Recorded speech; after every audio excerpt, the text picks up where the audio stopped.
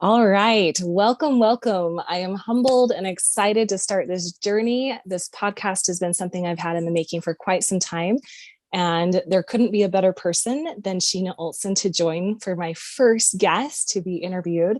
Sheena is an amazing individual. It's fun. I've known her since we've been little. We grew up in the same neighborhood. I moved to a town when I was five. And then we were in sports together in school and activities and different things. And so it was really just a fun experience. And then after college, kind of went our ways. She got married.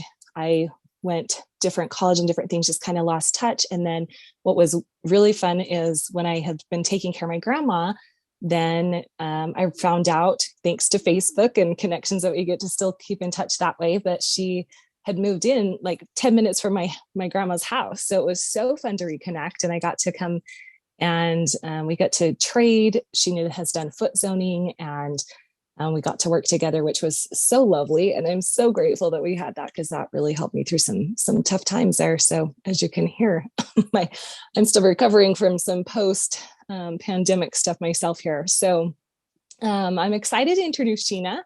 Sheena is she's a fiery individual that has so much passion and enthusiasm for life. She's someone that I've always noticed has cheered people on and just had such an incredible mindset and positive approach to seeing the good in everything and everyone. She's such an encourager. She's always looking to connect and really just honoring the beautiful soul of people. I felt so accepted by her in any situation, regardless. There's just so little judgment that has been such a beautiful friendship and connection. And that just shows to who she is as an individual. And I've admired your ability, Sheena, to be able to just push past these mountains that you've had over life and this desire to accomplish and to do and to experience and just enjoy the journey. And so you've mastered and accomplished several races despite having several autoimmune challenges that you've been working through and worked through, including PCOS, psoriasis, and mono, Epstein-Barr. And so I know that's really been a challenge in the past. I'm excited to kind of dive into that a little bit today. And as I have quite a few clients who have autoimmune issues and working through that, and movement is something that is really, really challenging for them. So you also have three boys that are super rambunctious and adventurous and very, very active. They love to participate, much like you do in life and activities and sports. And so that definitely keeps you going. And amidst that, you've still had time to put in the time for personal development and keep that movement for yourself and exercise as a priority. So I'm also really curious as to dive in as I get going on that to talk about how you manage that, because I'm sure there's many people that can relate and connect to. So yeah, welcome. Well, thank you. I feel super honored to be here, and that was a lot of very kind words. Thank you. Well, all very true, and I'm just honored that you get to be my first guest, and that you're my friend, and I get to highlight you, and I'm just so honored and happy and excited. So I love it. yeah. So before we dive into all my questions, right? Because I'm such a curious soul and I love that. So before we do that, I kind of want to hear your perspective of, and for our listeners, what got you to this point? What got you to this point of your personal trainer? What keeps you going with the personal training and the mindfulness? What got you to this point? So I feel like it's kind of been a lifelong journey. I was always active in my youth, and I, as an adult, found that was a little harder. Things aren't quite as structured for us as adults to have that level of activity in our lives. And so I started running and training for races, and the social aspect was really important to me as much as the movement itself. But so I started training for races. I had ran my first marathon, and then we moved, and I kind of felt like I had burned out a little bit on the running, and I needed something new. And I had found a free workout class at the local church, and so I started going to that. And it gave me that connection piece as well as the movement. And the gal that was running it started to have some problems and couldn't run the class anymore. And so I was like, I feel like I could do this. So I started learning and doing what I needed to figure that out and buying equipment. And pretty soon we had moved from the space of the church to a gym in my garage. And then I continued on with the nutrition piece of that a few years later and got a nutrition certification to help because it's all connected. And it really started when I recognized that I had kind of let myself go after that marathon. I had burned out and I was like, okay, I'm done. I don't want to do this anymore. Like, I'm overwhelmed and stressed. And I had kind of allowed myself to just be. And I remember sitting in my closet, crying my little eyes out one day, being so frustrated with where my body was at. And I genuinely at the time thought it was 100% about my body. And through our coaching sessions, you and me, I was able to recognize that a lot of that was also some self-love that I had let go. And so that's the short version of how I got to where I am. I love it. I love it. Love it. And oh gosh, I just remember some of those really touching sessions that so helpful. And I learn, with everyone that I work with. And so I was just honored, and I always learn from you and the experiences that are there. So I'm curious, when you get to that point, because there's that balance of accepting where you are and yet knowing that you want to change. And so what actually initiated that change, or that taking the first step? Kind of walk me through, like, what was the mind, or what got you to take that first step of honoring yourself and loving yourself as a whole person?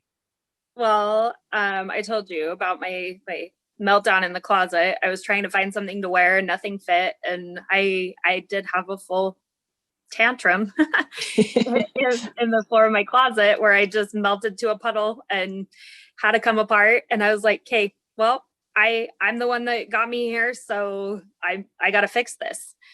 So I committed in my crazy brain. I was like, I'm going to exercise every single day for 30 days. I'm going to commit to 20 minutes every single day. And so I started this crazy, I wrote my own little workout plans, and I didn't miss a day.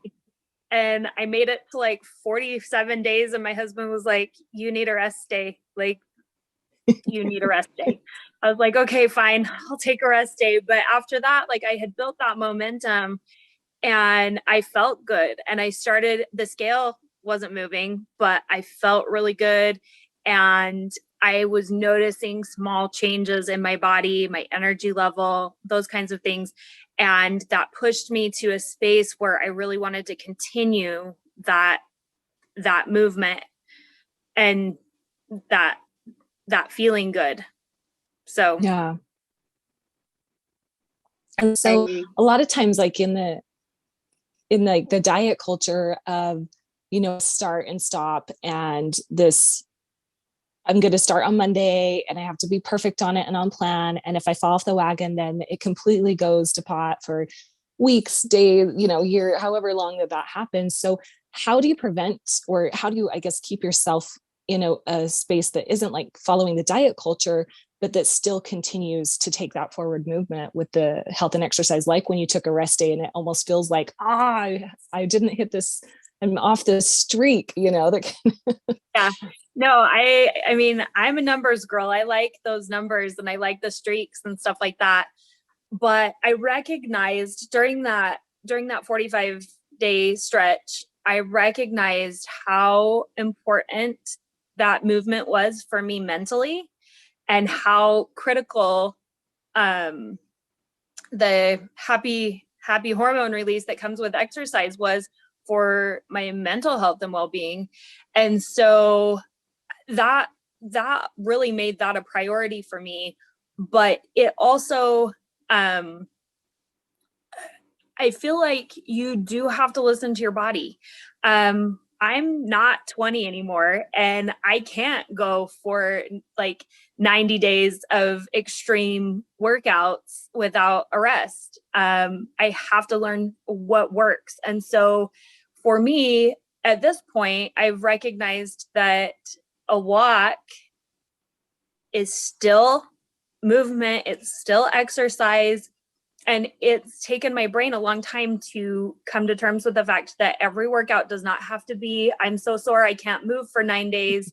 And I don't need to sweat my guts out with every workout, but just moving my body. And so taking those rest days, and maybe I still commit to the habit of carving out that time for myself, and it's a good session with my foam roller, or it's a stretching session where I'm really working on that recovery piece, or walking and not really getting my heart rate up, but just moving my body and committing to keeping that momentum of, hey, I've carved out this hour for myself every day, and I'm going to continue to do that. And some days it's going to be a high intensity, really hard workout, and some days it's going to be a walk, and some days maybe it's just a good stretch session.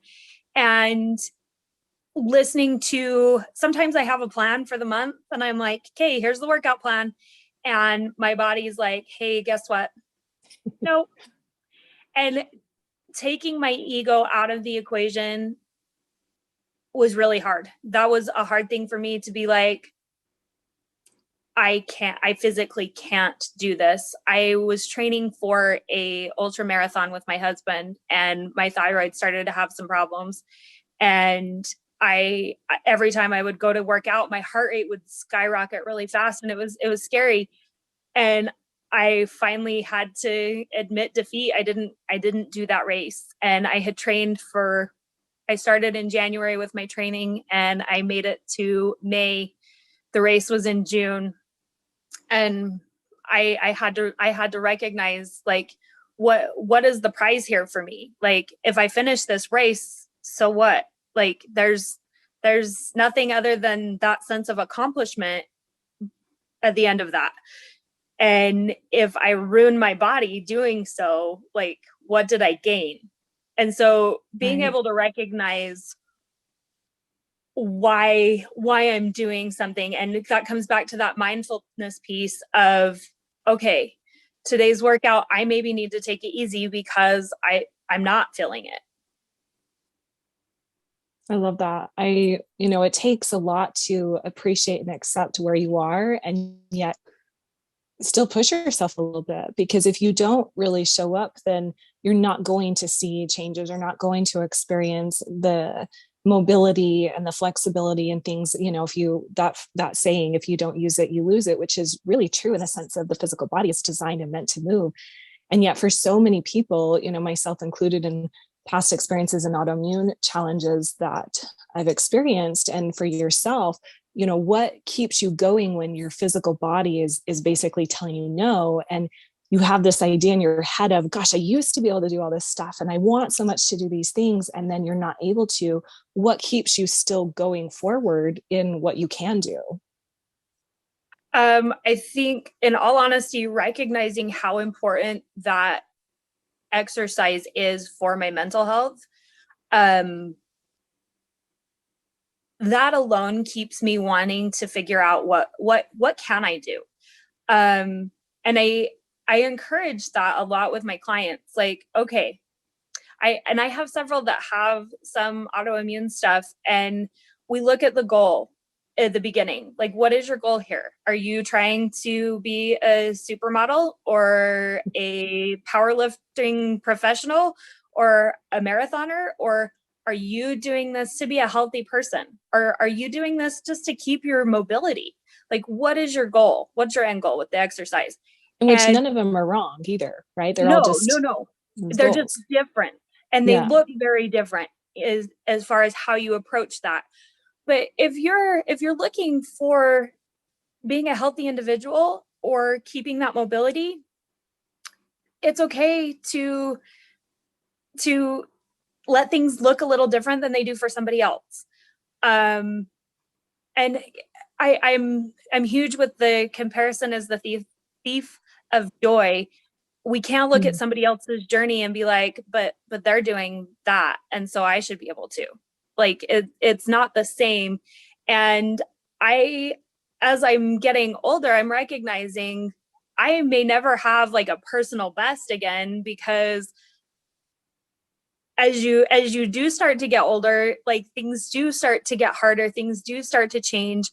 Um, and I've had to just change my mindset as to what that needs to look like. And at the end of the workout, did I do the best I could with what I had today? And one thing I encourage with a lot of my clients when we start each workout, set an intention. And maybe today's intention is, just keep moving. It doesn't matter how fast I go, just keep moving. And maybe some days the intention is I'm going to be the first one done. Or I'm going to be the hardest worker in the room today, or whatever. It's very individual, it's very personal, and it comes from what those goals look like.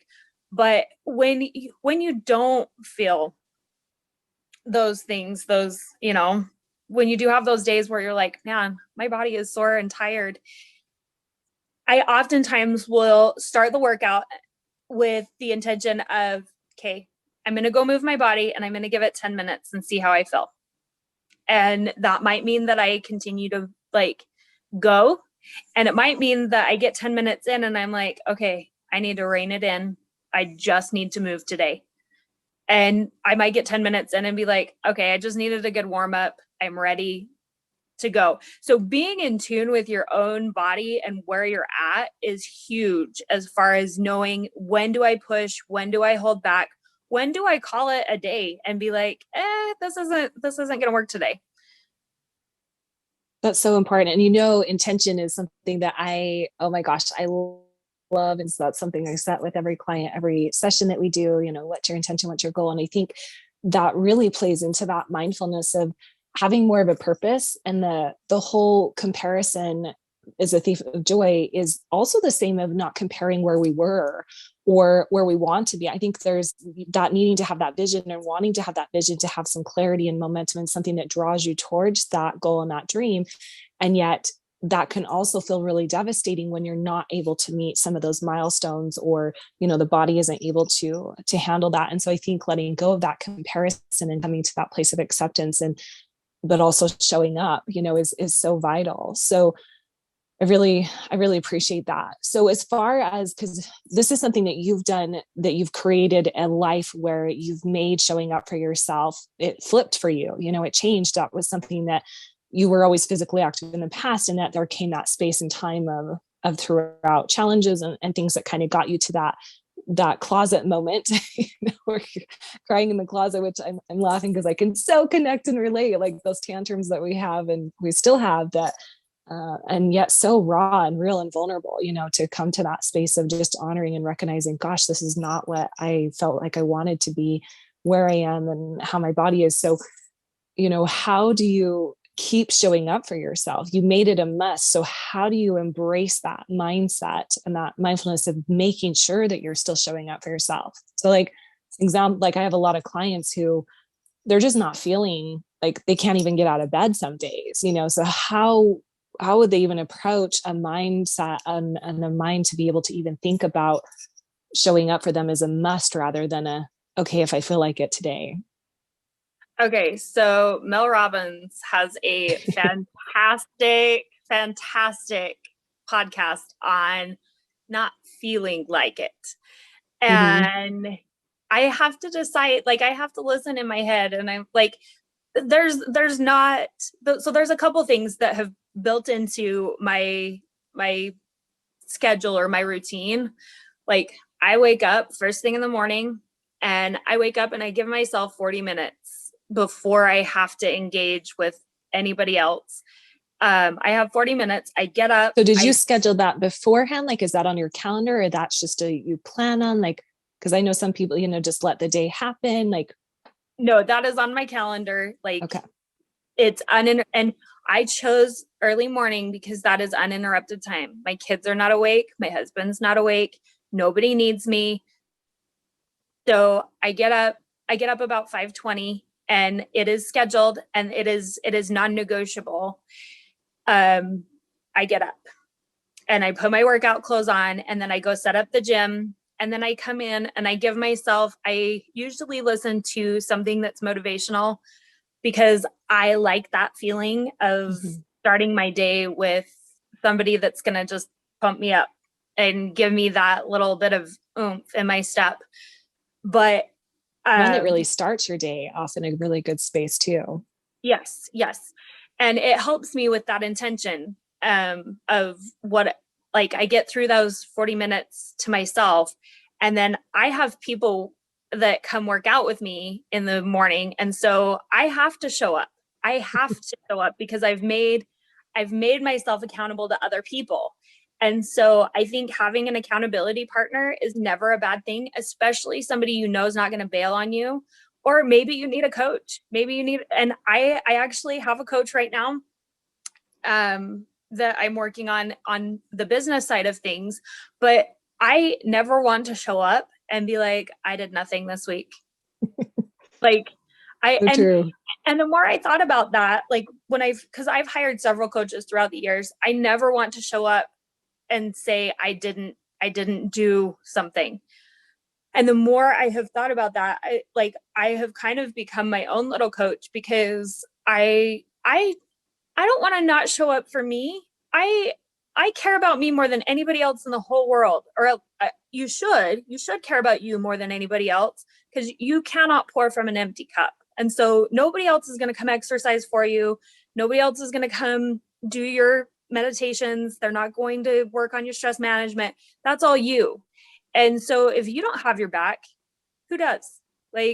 So when I commit something to myself, I'm very serious about those commitments, and I don't take them lightly because I want to be known as somebody that shows up for themselves and for other people. If I tell you I'm going to be somewhere, I'm going to show up there because my words are powerful and they mean something. And so for me, I might not feel like it. And this goes back to the Mel Robbins. She has this whole thing of 5, 4, 3, 2, 1. It's her book, The 5-Second Rule. You 5, 4, 3, 2, 1 before your mind can talk you out of whatever thing it is that you don't want to do. And I use that from time to time. There are days, I promise you, there are days where I'm like, oh my goodness, I don't feel like getting up today, but I'm not gonna leave people hanging, and I'm not gonna leave myself hanging. I'm gonna go out and I'm gonna get my stuff done. Yeah, which is amazing that you came to that space of really honoring yourself. I think a lot of times with clients and people that I see in myself, where putting everybody else first and, almost sacrificing your own health, your own vitality, wellness, your own happiness, your own mental sanity. And, I understand, you're not going to leave a baby hanging or, crying and needing food or whatever, but there's still that necessity to make sure that you're still putting yourself first and that you are showing up for you. Because I think what I've noticed with anyone's journey, and this is something that I love about life and about experiences, that everybody comes to that point where there's this decision of knowing that ultimately nobody's going to change your life. Nobody's going to fix it. There's nothing really to fix. It's that what really matters to you, and only you, when it comes down to it, can actually take action on that. You might have coaches, you might have help, you might have guides, I have coaches, I have guides, I have people that can help show the way, but ultimately I have to be the one that makes that step and chooses into that. And so for someone that has no clue of body sense, because I have a lot of people that it's getting into their body is challenging, of actually feeling what they're feeling. They may do a workout and then they're worried, they have to pay for it later because they did too much, and they're so unaware of, is this helping me? Is this hurting me? Is this good? So what tools do you have to support knowing, how would you know what's enough, what's not enough, what really works for you, what helps get you into that body of knowing? I think that comes back to a lot of different things. The first thing that comes to mind, though, is taking baby steps. For me, a baby step was what can I commit to? What can I commit to every single day? And it was 20 minutes. That was my initial buy-in. I committed to 20 minutes every day for 30 days. And for some people, it might not be 20 minutes. It might be 5 minutes of whatever. And I didn't put an expectation on when that workout had to look like when I first started. I just had to move my body for 20 minutes. So some days it was yoga. Some days it was a walk. Some days it was super intense. Some days it was lifting. And I didn't put an expectation on what that had to look like. I didn't have to sweat. I didn't have to get my heart rate to a certain level. Like there was zero expectation other than the 20 minutes. And so there were so many days that it was more than 20 minutes, but there were genuinely you get days, on a roll. there were genuinely days where I was like, this is all I have. And I've done a few different streaks. There's a popular one, Runner's World does a streaking through the holidays, and you do 1 mile a day from Thanksgiving to New Year's. I got the flu one year doing that. I ran my stupid mile. Of course you did. Flu. And I look at that now and I probably wouldn't do that, because that is not being in a space of health. And so I think some of it is looking at the goal, but before that was a very ego driven thing. I'm like, nope, I'm finishing this. I'm doing this. Like I committed. And now I'm like, okay, I need to allow my body some time to heal. We're recovering from a virus, so I'm going to allow space for that. And did I get my streak? No, but doesn't matter. Like, so I think allowing space for your body to heal and but start small, start with little things, start with, maybe it is really genuinely a 5-minute walk every single day. And you give that a week and see, like, how is my body responding to this? What feels good? Does this work? Or maybe you don't even commit to every day. Maybe you commit to 5 minutes, 3 days a week. What can you do? What can you commit to? And start small. What doesn't feel like it's going to like totally rock your world? What feels super easy on a scale of 1 to 10, 10 being like, I basically do this anyway. And 1 being like, wait, you're asking for one of my limbs. Like I can't. You want to be in that 8, 9, 10 range where it's like, oh yeah, that feels pretty easy. Like if somebody asked me if I could go for a 10-minute walk every day, yeah, I could do that. I feel like I could commit to that. And do I have to carve out time to make that happen? Sure. But that feels super easy. For somebody else, maybe somebody who's been bedridden for several weeks, a 10-minute walk is going to feel like a lot. And so maybe we start with 2 minutes. Can you commit to 2 minutes? Does that feel easy? And so everybody's going to have a little bit different gauge on that, but start small and do something and see how it feels. And if it felt good, you might be sore. And we can't be afraid of being uncomfortable. But I understand with that, especially like the PCOS stuff, like that threw me, and I had to kind of readjust some of my mentality around what I was doing.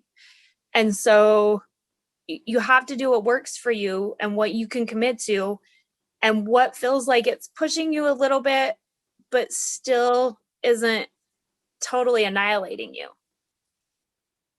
Yeah. I think you hit on so many key points to that, going back again to the accountability of who can be there or will be there that will show up to support you as well, that you can count on, being accountable to yourself, and then just doing what you can. There's something psychological that's really important about focusing on what we can do that really empowers us rather than all the things that I can't and not able, and keeps us in a more victim, disempowered state. And so I think that's just really beautiful to intentionally and mindfully point to what is it that I can do, and then what am I willing to do? What am I willing to commit to? And then moving forward from there.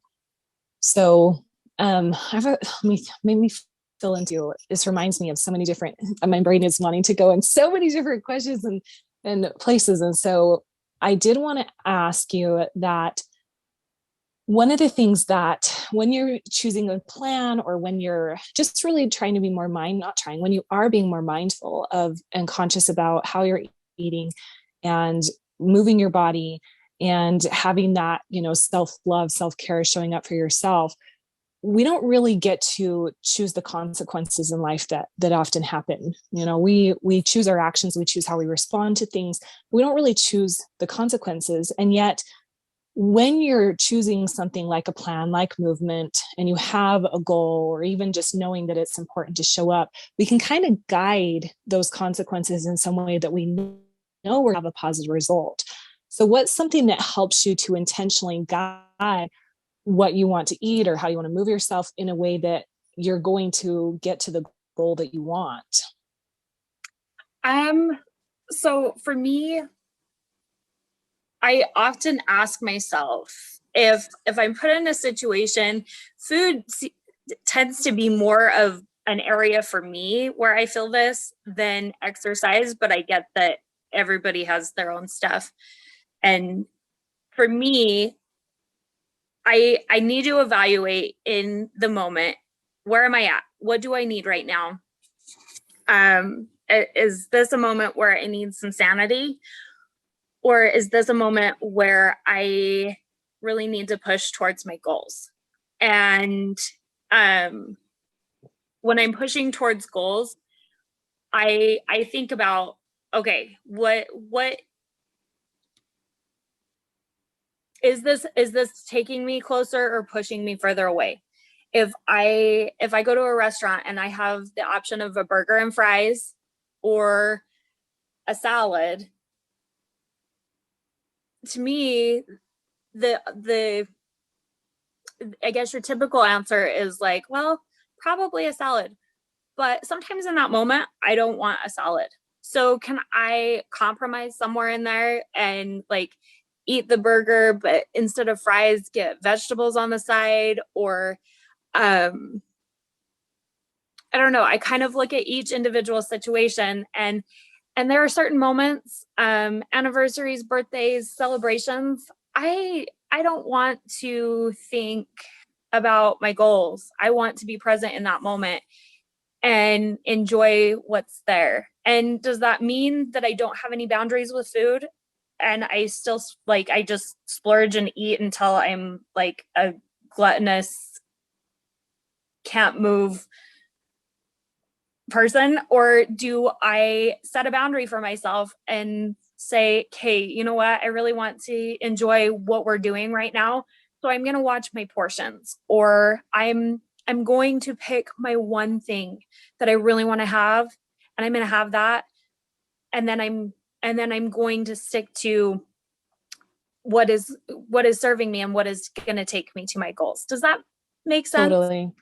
So I think for a lot of people that feel like if they've been through the whole dieting, this and plans, stuck to things and fallen off, stuck to things and not, and because dieting we know never works. It's not sustainable. It's not really a lifestyle. It's meant to set people up for failure with the deprivation and different things. And we could go hours just on a whole podcast of the whole dieting. And yet so many of us feel, even when we're in this space of more mindful of accepting the day and choosing into what's going to work best for me, there's still this sense of, I think, with different cycles, especially for women and different hormones, we go through a lot of different hormone changes throughout the month. And there's cravings, there's all kinds of things that can happen. And I think it's so easy that when someone does go on a binge, or they do have their thing that they're going to give up in this moment because they're like, this is more important to me right now to have this, or I'm going to eat all this chocolate, or I'm going to whatever. Yeah. But what gets you so that you still continue moving forward and get back to it as soon as possible, rather than just giving up and free for all for, forever? So a couple of things there. First off, the coolest part about all of our choices, even though we don't get to choose those consequences, we're truly empowered with the ability to choose in a moment. And so, for example, I love the quote, just because somebody slashed one tire does not mean you're going to slash all four. Mm. Like, So if you had a cookie and that wasn't on plan and you're like, oh, well, now I already ate the cookie, so I'm going to eat the bag. How does that serve you? Because those calories still count. Right. That all of that is still in your body. So then you're really not able to choose the consequences. Do you know what I mean? Mm-hmm. So being able to have the awareness that it's a choice, it's up to you. Like, yes, you can have the cookie. Have the cookie if you want a cookie. And I am huge on not depriving. I don't take out things that I love. I still eat things that I enjoy. That doesn't mean that I don't have boundaries with those things. But I I think when we deprive ourselves, we only have so much willpower before all of a sudden we don't. And Right. then we binge. And so I think making choices that recognizing, like, like I'm not I'm not going to eat this because I don't want to. Not because I'm following a plan, not because somebody else made that choice for me, not any other reason other than that doesn't take me to my goals, or my body doesn't feel good when I eat that. Or so recognizing what the consequences are, like for some certain foods don't work. And so, like, I know if I go have a very greasy meal, my stomach is not going to be happy at me. And so, is it worth the consequence? Sometimes. Sometimes it is. Sometimes I'm like, yeah, I really, really want to eat those cheese fries. And am I going to eat those for every meal? No. And so, but sometimes it is really not. I'm like, wow, I really don't want to feel that way. And I think I recognized that I feel like recognizing that you're in control, you're the person driving this bus, like you get to choose. And you get to choose if you want to eat for your health, you get to choose if you want to eat for your sanity. And you, again, you don't choose those consequences, but recognizing where you're at, there are definitely moments, especially like with cravings and things like that.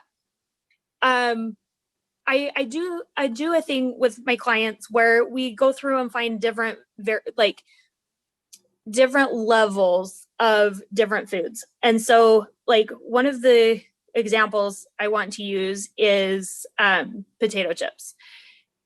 If I choose to eat a potato chip, that's probably like the least healthy version of a potato you can get to. Like, there's not a lot of nutrients there.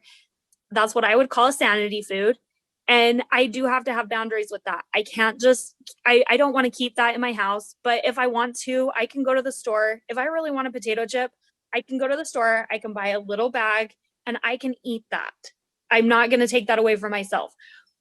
But is there another version of that that maybe is a little healthier and has more nutrition and a little less empty calories? There's like the baked version. So, like, that could be your next level. Like, okay, I'm really having this craving. Would that hit the spot? And then healthiest version is probably a potato that I cook myself. And so, could I have a potato? Would that hit the spot? Or do I need it to be, you know, the chip form? Or could I have a potato and then some carrots because I need the crunch? Or, whatever that looks like. But evaluating what is driving that craving, and asking yourself, am I hungry right now? Am I genuinely hungry? Or is there something deeper that I need to look at? Am I feeling stressed? I'm a stress eater. And so I have to ask myself, and I'm a social eater. So I have to ask myself, why is it that I'm wanting to eat right now? Do I want the connection piece? Because I could get that a different way. Am I wanting am I eating because I'm going to start my period next week and I want all of the salt in the world? And Which is some there, of us don't even connect the dots to that, of, oh yeah, this is coming up because we're just in that reaction space, right? Yes, yes. And so like stopping and asking yourself some questions and just taking the moments to be mindful before you do something. And it takes practice. It's not everybody's first instinct to be like, oh, why am I eating? Like usually it's like we open the fridge completely mindlessly and then we go open the pantry and we stand there and look because we've built this habit of doing that. And so I did start noticing that there is very regular, especially with the PCOS diagnosis, like I felt so off. And then I started noticing these like patterns of my cycle. And I tried genuinely to honor that. Like, so the first half of your cycle from period to ovulation is when you really do have all the energy and like go, and you seem to have a little more control over those cravings and things like that. It's like the ideal time of the cycle. And then after ovulation up until your period, at least for most people, is where things start to slow down a little bit and you don't have the same energy levels, you don't have the same go, you don't and you start having all of these cravings and different things. And so trying to honor what that looks like is there some healthy alternatives to like needing something salty? Yeah. Can I keep those around? Sure. If I know that that's what's going on. And then as far as exercise goes, that's going to be when you want to do the yoga. That's going to be when you want to go on the walks instead of pushing for those high intensity type workouts, is that second half of the cycle. And so learning to recognize that too. A lot of times I'll have people that they're like, gosh, last week I could lift this weight and it was no thing. And this week it's so hard. I don't understand. And recognizing, oh, is this like part of your cycle? Like, where are you at? And they're like, oh yeah, I'm going to start next week. Well, there you go. And there's so many things that can affect how we feel and whatnot. But that's one that if you can understand how that works, that allows you to, again, have that level of empowerment in your choices of, okay, this week's running is not going to look like last week's running because of where I'm at. And so I'm going to take this week and go easy. And then, I'll amp it up when those hormones are cooperating with me. Makes sense. So with you, was it helpful to track of what was going on of the cycles that you noticed, or did you just kind of start to piece together, oh, it's about the same time, I'm having similar things? Did you write it down? Did you what helped you notice that? I have an app on my phone that tracks it, tracks my cycle. And so for me, starting to track that was huge. There was some serious mood stuff that was happening, and my husband, like, we would have a fight like once a month, and it was like awful. But like a week later, the world is ending, and then everything's fine. Yeah, and then a week later, I'd be fine, and he's like, I don't understand what just happened to you, like. And I started to notice that's honestly was my first clue when I first started trying to like track. Was my husband commented, he was like, what's going on?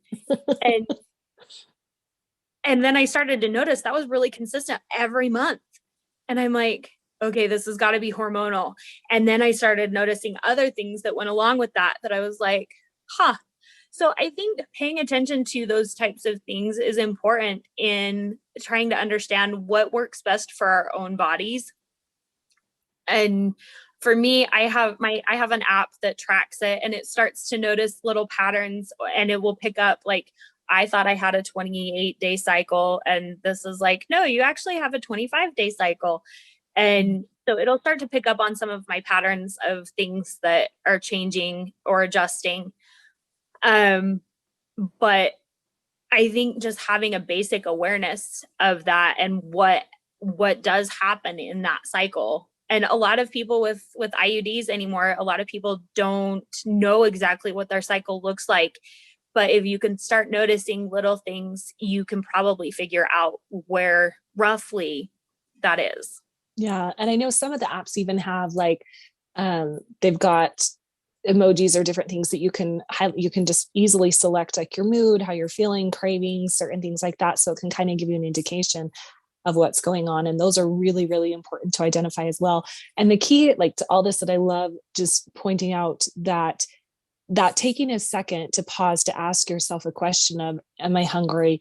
Is this really going to fill this craving that I have? Is this going to nourish me? Is this, taking that time, that really, it is a practice and it becomes a habit the more that you practice it, because it is a practice. We're not just consciously all the time mindful, and we're running so much on the subconscious habitual side. And yet taking that time to pause is so quick, right? It doesn't take a long time to have that question and then really tune in. And even if you're still learning, what am I feeling? How do I feel? And you're tapping into, what do my feelings feel like? And how can I get more in touch with my body? How can I be more mindful?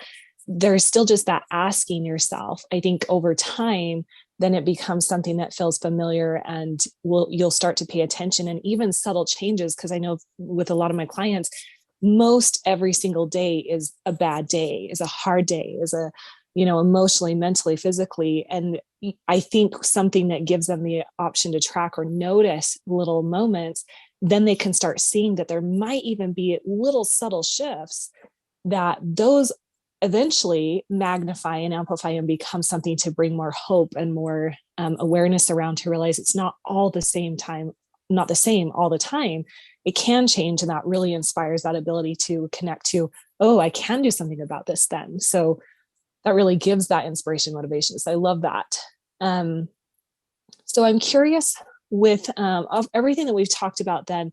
So what is it that, if you could send your message to the world, you have such a clear mission of, how you help people. And I love seeing the impact that you have some exciting things going on that you've created and just really have grown from that. And so I'm really curious, if you have a message to shout from the hills, so to speak, what would that message be? I really, really want all of my clients to know, first and foremost, that they're amazing. They are amazing, just exactly right now how they are.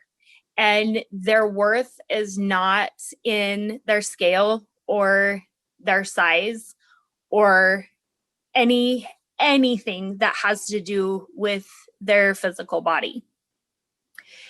And that taking each day to work on yourself and to work on improving yourself in whatever capacity you can is important, and you are worth taking that time for. I love that, and letting that resonate. I'm like, I am worth that. You're worth that. We are all worth that. And it is worth it. If we don't continue that, then we do lose the ability down the road. And there is hope, and you can start at any point. And how cool is it that you can get that momentum and that ball rolling? So I'm so honored and grateful that we get to chat today. And I did want you to announce what the exciting thing that you have going on that you've created. You have an upcoming event and an app that you've been working on. So I'd love for you to share about that, how people can connect to you and how they can be a part of that, and how they find you, and if they want to work with you. I am on social media, Strength Unleashed with Sheena. It's like the longest tag name out there, but Strength Unleashed with Sheena on either and Facebook Sheena spelled SHEEN. Yep. And I'm on Facebook and Instagram. And then I do have this awesome challenge, a 6 weeks transformation challenge coming up. And we start March 21st, and we're going to go for 6 weeks and really baby step into those big goals. And really work on all 6 pillars of health and wellness. So we're going to hit our movement or exercise, nutrition, sleep, self-acceptance and self-love, hydration, and stress management. And we are going to work on all of those things and baby step. And I've been putting this all together on the app, but I have all of these resources for you that walk you through how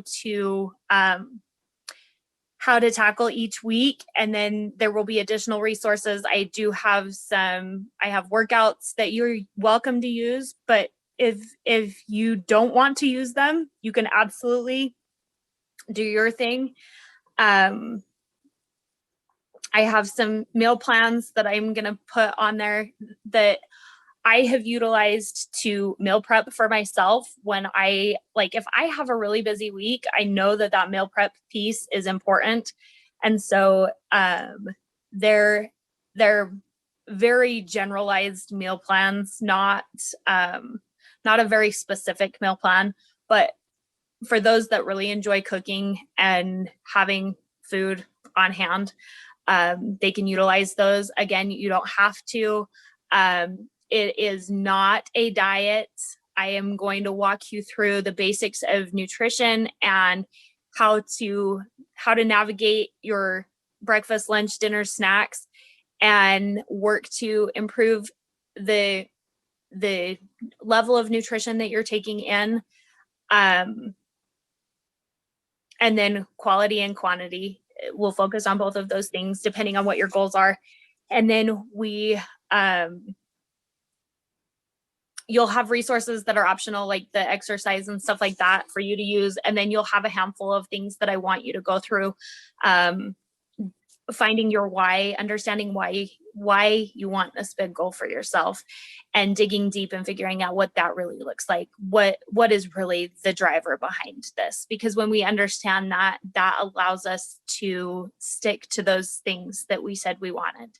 When we can really get in tune with why is this so important to me in my heart, not just the surface of I want to look good.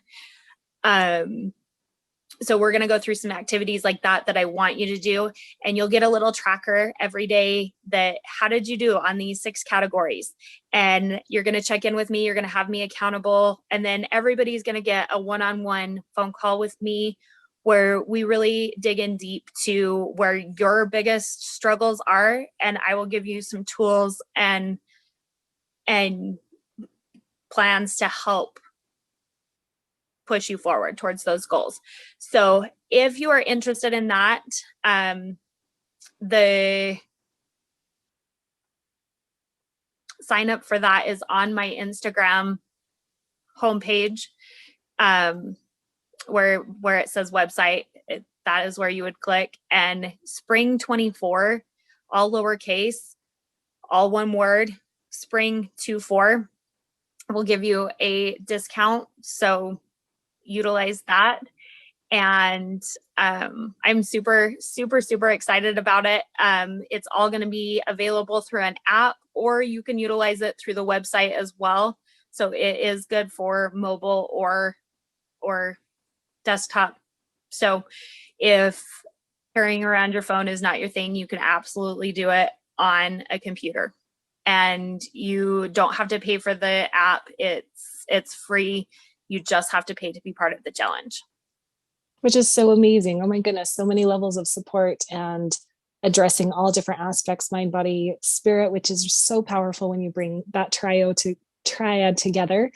And I know anything that you've created is just amazing, because knowing you, there's so much more than beyond of expectations of what to expect there, and have knowing that you really cover all the bases and you're there just fully holding space and offering more than enough support. So thank you. I'm really excited to check that out. I can't wait for it to start, and just excited to get to share that with other people as well. And so thank you, Sheena, for joining me. It's been such a pleasure. And thank you for having me. This has been wonderful.